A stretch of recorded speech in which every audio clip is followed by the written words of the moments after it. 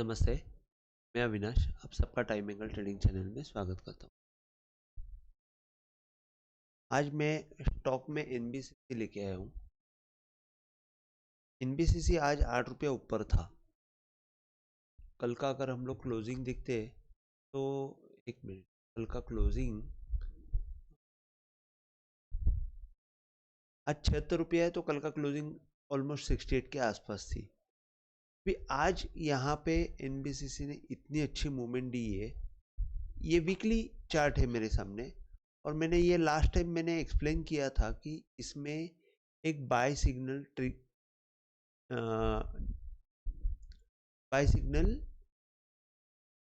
Trigger हुआ है। तो समझो, जैसे मैं आपको एक्सप्लेन करता हूँ कि ये टॉप से ये लो बन के वापस एक हाई बना और लो टूटा, तो यहाँ पे एक सेल सिग्नल जनरेट हुआ। उसके बाद कंटिन्यूस एक लो, कंटिन्यूस ये लो, उसके बाद ये लो और ये लास्ट लो बना। और ये लास्ट लो बनने के बाद ये सेकेंड लास्ट लो और ये लास्ट लो, और ये जो था ये इसका दोनों के बीच का हाई था। तो अगर हम लोग गेन परसेंटेज डालते हैं, मैं हमेशा बोलता हूँ कि गेन परसेंटेज या अपवर्ड एंगल, ये गेन परसेंटेज हम लोग अगर यहाँ से डालते हैं तो आप देखेंगे ये हाई और ये लो का जो 125% है, ये यहाँ पे एक सिंगल कैंडल के हिसाब से वो रुका था। यहाँ पे एग्जैक्टली 51 से आपको बाइंग ट्रिगर मिला on basis of gain percentage. और अगर हम लोग एग्जैक्ट ये डालते अपवर्ड एंगल, तो अपवर्ड एंगल जैसे कि मैं यहाँ पे हमेशा आपको बोलता हूँ कि अपवर्ड एंगल डालना है, तो आपको जो यहाँ पे बार्स और मूवमेंट ये दोनों सेम होना चाहिए। मतलब जैसे कि 50 रुपीज़ की ये मूवमेंट है, 51 रुपीज़ की मूवमेंट है, तो ये बार जो है मैंने 50 लिए हुए, तो ये दोनों इक्वल है। तो जो भी इनका बॉक्स बनेगा उसका एक डायगोनल आप कनेक्ट करोगे तो ये एग्जैक्ट इसका अपवर्ड एंगल बनेगा। अब यहाँ पे अगर आप देखते हो तो अपवर्ड एंगल बहुत स्टीप है, तो इस कारण की वजह से हम लोग इसको एग्जैक्टली हम लोग कंसिडर नहीं कर पा रहे कि ये कैसे काम करेगा। अगर हम लोग ने इसको इसके बजाय गेन परसेंटेज को फॉलो किया तो हमको रिजल्ट ऑलमोस्ट वही मिलता है। तो इसका मतलब ये है कि अगर यहाँ से मैंने गेन परसेंटेज को यहाँ पे डाला तो हमको ये बाई सिग्नल तो जनरेट 51 में हो चुका है। अगर हम लोग ऊपर से देखते हैं गेन परसेंटेज, जैसे कि ये यहाँ से मैं गेन परसेंटेज ये लो तक डालता हूँ, तो आपको दिखेगा ये 0.50 74.75 तक आया हुआ है, और आज की क्लोजिंग है इसके ऊपर आई हुई है। तो मेरे हिसाब से हमको बहुत फास्ट मूवमेंट जो है 105 तक मिलेगी। अभी फास्ट गेन मतलब 76 का मैं अगर 105 बोल रहा हूँ तो ऑलमोस्ट ऑलमोस्ट 30% हो जाता है, जो मेरे हिसाब से फास्ट मूवमेंट है। और वो फास्ट मूवमेंट आपको 1 से 1.5 महीने में आराम से मिल सकती है, जिसके जिसका एक कारण मैं आपको बताता हूँ। एक तो ये है कि ये 50% के ऊपर इसने क्लोजिंग दी हुई है, और ऊपर की तरफ और मूवमेंट जोर से आ सकती है। सेकेंड थिंग, अगर यहाँ से मैं RSI देखता हूँ, देखिए ये RSI जो मैंने डाला हुआ है ये थोड़ा सा अलग है, जिसमें मैंने आपको मैं बता देता हूँ कि ये 68 का मैं RSI लेंथ पकड़ता हूँ, और इसमें जो मूविंग एवरेज लेंथ है वो 38 का पकड़ता हूँ। तो ये जो दोनों का कॉम्बिनेशन है, और इसके बाद मैं जब इसमें ज़्यादा RSI upper band, middle band और लोअर बैंड, इसमें मैं 50 का मिडल बैंड पकड़ता हूँ, अपर बैंड 55 का और लोअर बैंड 45 का। ये मेरे हिसाब से मैं ये डिज़ाइन ऑलवेज करता हूँ। तो ये RSI वीकली का मैं जब यूज़ करता हूँ तो मैं आपको थोड़ा सा दिखा देता हूँ कि इसने कैसे कैसे यूज़ कैसे कैसे काम किया हुआ है। अगर आप देखेंगे ये जब 55 के रेंज के ऊपर 55 के रेंज के ऊपर जब ये RSI आया, तो यहाँ पे आप देखेंगे कि मैं यहाँ पे वर्टिकल लाइन डालता हूँ, यहाँ से आपको ये मूवमेंट कैसे मिली हुई है। फर्स्ट थिंग, जब ये RSI यहाँ पे टच हुआ था, तब यहाँ पे वो कंसोलिडेशन फेज में था और यहाँ पे कहीं पे भी ये RSI टूटा नहीं है। तो एक चीज मैं आपको बता रहा हूं कि RSI ने जब ये 55 का लेवल तोड़ दिया, तब मैं अगर यहाँ पे वर्टिकल लाइन डालता हूं तो आपको दिखेगा कि एग्जैक्ट RSI ने आपको ऑलमोस्ट टॉप के आसपास सेल दिया हुआ है। जो ऊपर से 25% जब मूवमेंट नीचे आ जाती है तो 25% के मूवमेंट के आसपास यहाँ पे सेल दिया हुआ है। तो RSI ने यहाँ पे परफेक्ट बाय सेल दे दिया। जब ये परफेक्ट सेल आया उसके बाद एक भी बार बाय नहीं आया, और जब यहाँ पे एक बार RSI ने 55 के लेवल को टच किया तो आप देखेंगे यहाँ पे एक हाई बना 58 के आसपास, और 58 के आसपास हाई बनने के बाद यहाँ पे आप देखेंगे RSI ने अगेन आपको बाय दिया है अराउंड 63 के आसपास। अब 63 के आसपास RSI ने बाय दिया हुआ है, और मैं ये देख रहा हूँ कि आपको RSI ने बाय आपको करीबन 2018 के बाद दिया हुआ है 2023। 68 और 76 इसमें ज़्यादा अंतर नहीं है मेरे हिसाब से। आपको 30 से लेके मतलब 105 से लेके 135 तक का मूवमेंट हमको फास्ट मिल सकती है। 30% से लेके 50% का गेन हमको बहुत फास्ट मिल सकता है। करीबन एक 2 से 3 महीने में ही ये गेन हमको मिल सकता है। RSI जो है यहाँ पे बहुत स्ट्रांग पोजीशन में है, और जैसे ही ये मूवमेंट आपको ऊपर की तरफ जाएगी, ये एवरेज जो है मूविंग एवरेज जो है RSI का, वो भी जब 55 के ऊपर जाएगा तो ये मूवमेंट और भी फास्ट हो जाएगी, और यहाँ पे आपको 105 का टारगेट बहुत फास्ट आते हुए दिखेगा। ये मैंने आपको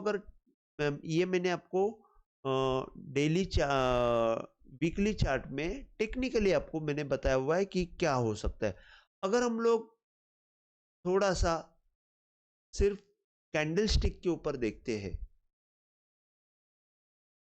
तो आप देखेंगे यहाँ पे एक बहुत स्ट्रांग कैंडल आई हुई है, और ट्रेंड के हिसाब से देखते हैं तो यहाँ पे जब ये लो बना था, ये लो बनने के बाद ये लो बना, अपर हाइयर लो बना, हाइयर लो बना, हाइयर लो बनने के बाद ये हाइयर हाई, और ये हाइयर हाई बनने के बाद ये जो लो है, ये लो का डाउनवर्ड एंगल उसने शायद पकड़ा या ब्रेक हुआ है। मैं आपको देखता हूं यहां से, अगर मैं यहां से एंगल डाउनवर्ड एंगल डालता हूं तो सॉरी गेन परसेंटेज डालता हूं, तो यहाँ पे एक सिंगल कैंडल में ब्रेक हुआ है, और सिंगल कैंडल में ब्रेक होने के बाद आप देखेंगे एग्जैक्ट पॉइंट 50 में यहाँ पे आपको 46 के लेवल पे गेन परसेंटेज ने इस हिसाब से एक अच्छा बाय दिया था, और बाय देने के बाद अभी ये ऊपर की तरफ जोर से निकला हुआ है।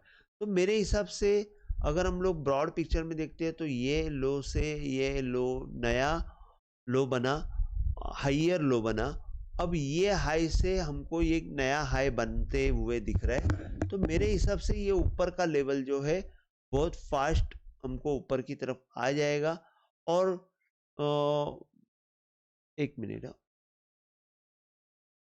कैंडल स्टिक में ये स्ट्रांग पोजीशन में है, इसमें कोई तकलीफ नहीं है।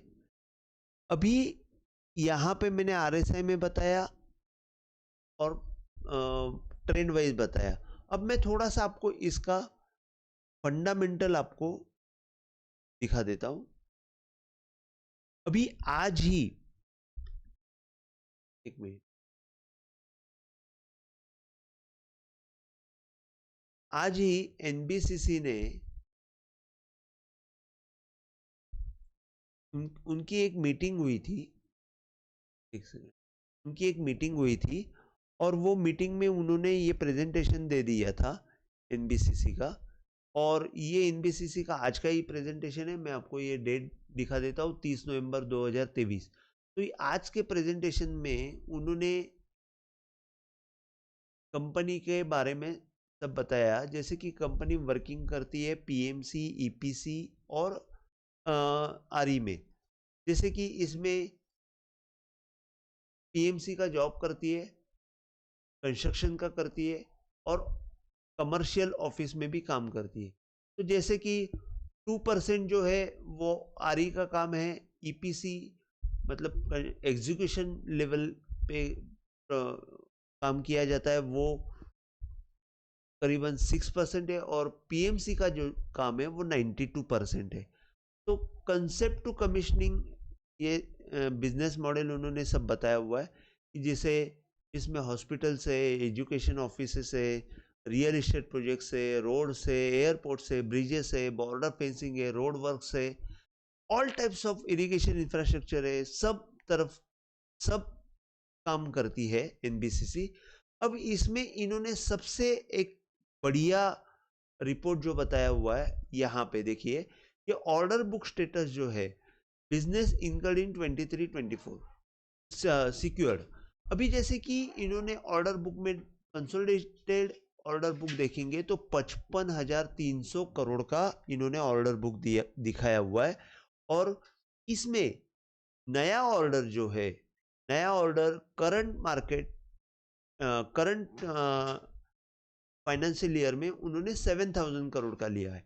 अभी 55,000 प्लस 7,000 अगर हम लोग देखते हैं तो 63,000 करोड़ का ऑर्डर स्टेटस है, जिसमें अभी जो 7,000 का ऑर्डर मिला है उसमें development and monetization of major land parcel of Kerala state 2,000 crore का, गवर्नमेंट प्रेसेस रीडेवलपमेंट का 750 करोड़ का। इस हिसाब से उन्होंने सब गवर्नमेंट के जॉब्स लिए हुए हैं। तो ये जो 63,000 करोड़ का उनका ऑर्डर बुक है, वो कैसे इम्पैक्ट डालता है, तो आप देखेंगे इसका ईयरली सेल्स जो है वो 6,900 का है। देखिए 6,700 900 जो है, लास्ट ईयर का 700 था, 6,700 करोड़ ये एक साल का सेल है, जबकि उनके पास 63,000 करोड़ का ऑर्डर बुक रेडी है। दैट मीन्स उनका 10 टाइम बिजनेस ऑलरेडी सिक्योर्ड है। मतलब 10 साल का, आगे के 10 साल का बिजनेस इनके पास ऑलरेडी है, और आने वाले समय में और भी बिजनेस वो ला सकते हैं। अभी सिर्फ इनका बिजनेस है, ये कर पाएंगे कि नहीं, तो आपको यहाँ पे दिखेगा कि जैसे कि इन्होंने पीछे भी किया हुआ है, 6,000 करोड़ का 2017 में इनके पास बिजनेस आया हुआ था, 351 करोड़ का उन्होंने प्रॉफिट कमाया था। इसके बाद 2019 में 7,200 करोड़ का ये किया था, 384 करोड़ का प्रॉफिट कमाया था। इसके बाद एक कोरोना में इनका ड्रॉप आया, जो 2020-2021 में सेल्स में भी ड्रॉप आया और प्रॉफिट में भी ड्रॉप आया, और उसके बाद 2022 में भी ड्रॉप आया। लेकिन 2023 में इन्होंने वापस सेल्स 6,700 तक किया, और अभी जो करंट 2024 में जो सेल्स है वो 6,900 करोड़ का है, जो ऑल टाइम हाई के आसपास ही है सेल्स। और नेट प्रॉफिट जो है वो 293 करोड़ है। तो मेरे हिसाब से ये स्टेबल हो रहा है। और अगर आप देखेंगे ईपीएस यहाँ पे आपको बढ़ते हुए दिख रहा है।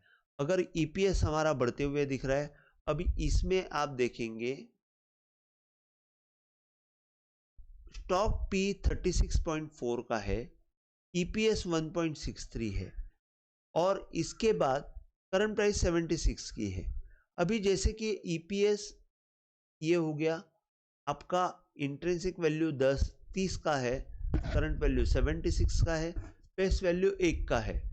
अगर हम लोग आरओई देखते हैं तो 19% है, ग्रोथ देखते हैं तो 3 इयर्स की ग्रोथ 65% है। तो आरओई और ग्रोथ ये दोनों इनलाइन है। आरओसी भी 26.4 है, और स्टॉक पी भी कंफर्टेबल है। अगर हम लोग इंडस्ट्री पी के हिसाब से देखते हैं तो कंफर्टेबल है। अब स्टॉक पी और एक तरफ से कंफर्टेबल है, वो कैसे, वो मैं आपको बता देता हूँ कि जैसे अगर हम लोग ये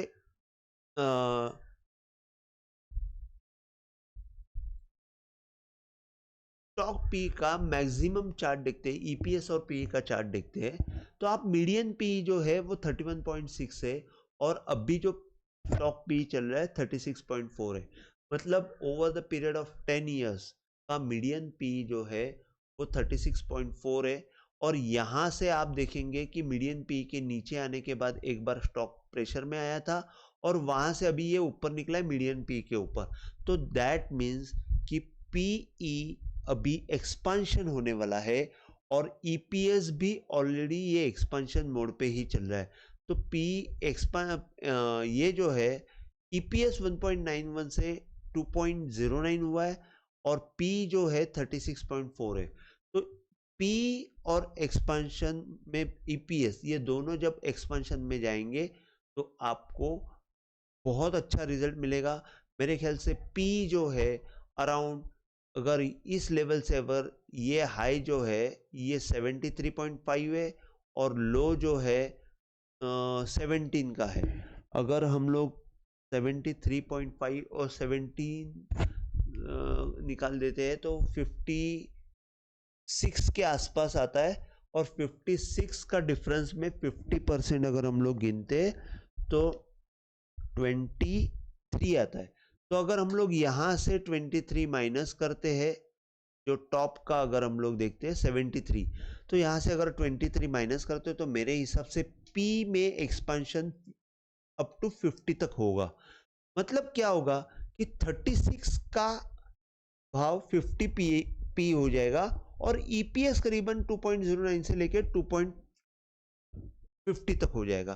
तो ये जो एक्सपांशन है अगर हम लोग 50 इंटू 2.50 अगर देखते हैं 50 इंटू 2.50 तो 125 का रेट हमको बहुत इजीली आ सकता है। और अगर यहाँ पे ईपीएस नहीं बढ़ा 2.09 इंटू 50 अगर सिर्फ पी बढ़ा तो भी 105 का रेट आ जाएगा। तो जैसे कि मैंने टेक्निकली आपको ये टारगेट बताया था कि ये 105 का टारगेट इजीली आ सकता है। तो 105 का करंट पी में 105 का टारगेट आएगा और अगर एक्सपांशन ईपीएस में भी मिला तो हमको 135 का टारगेट भी बहुत जल्दी आते हुए दिखेगा। तो मेरे हिसाब से ये जो चार्ट है वो बहुत अट्रैक्टिव है। कंपनी डेट फ्री है और कंपनी के पास हेल्दी डिविडेंड भी देती है 44% की। तो मेरे हिसाब से all in all real estate में इससे अच्छी कंपनी आपको मिलेगी नहीं। Sales wise okay, net profit wise okay, profit compounded profit growth जो है वो भी ठीक ठाक है। और इसके बाद अगर हम लोग कैश फ्लो देख रहे हो तो कैश फ्लो में यहाँ पे थोड़ा माइनस दिख रहा है। ये माइनस की वजह हमको ढूंढनी पड़ेगी कि अगर हम लोग देखते हैं तो प्रॉफिट फ्रॉम ऑपरेशन 248 करोड़ है और इन्वेंट्री पेएबल भी अच्छा है, लेकिन यहाँ पे अदर डब्ल्यूसी आइटम जो है इसमें 730 करोड़ माइनस दिखाया, वो एक पता करना पड़ेगा, वो मुझे भी देखना पड़ेगा कि क्या है। वर्किंग कैपिटल है, वो वर्किंग कैपिटल में इन्होंने पैसा लगाया हुआ है और वर्किंग कैपिटल में अगर हम देखते हैं तो वर्किंग कैपिटल चेंजेस में 456 माइनस और इन्वेस्टिंग आइटम में इन्होंने इंटरेस्ट रिसीव किया है 166 करोड़ का और अदर इन्वेस्टिंग आइटम में 330 करोड़। मतलब वर्किंग कैपिटल में इन्होंने इन्वेस्टमेंट किया हुआ है जिसकी वजह से इनका कैश फ्लो माइनस में दिख रहा है। और अगर आप लोग देखते कि प्रोमोटर्स जो है 62% है, FIS 4% है और DIS 10% है। तो ऑलमोस्ट 75% जो है प्रोमोटर के पास ही है और 24% पब्लिक के पास है। तो ये हिसाब से मेरे हिसाब से NBCC is a best buy at current level for the fast gain as well as long term gain. Long term gain में मैंने NBCC का अगर मैं ये देता हूँ टारगेट देता हूँ तो मेरे हिसाब से NBCC अगले 3 साल के लिए रखना चाहिए। 1 साल का टारगेट मेरे हिसाब से 165 तक का आएगा, जो ऑलमोस्ट डबल के आसपास है। तो आप आपके हिसाब से एनालिसिस करके इसको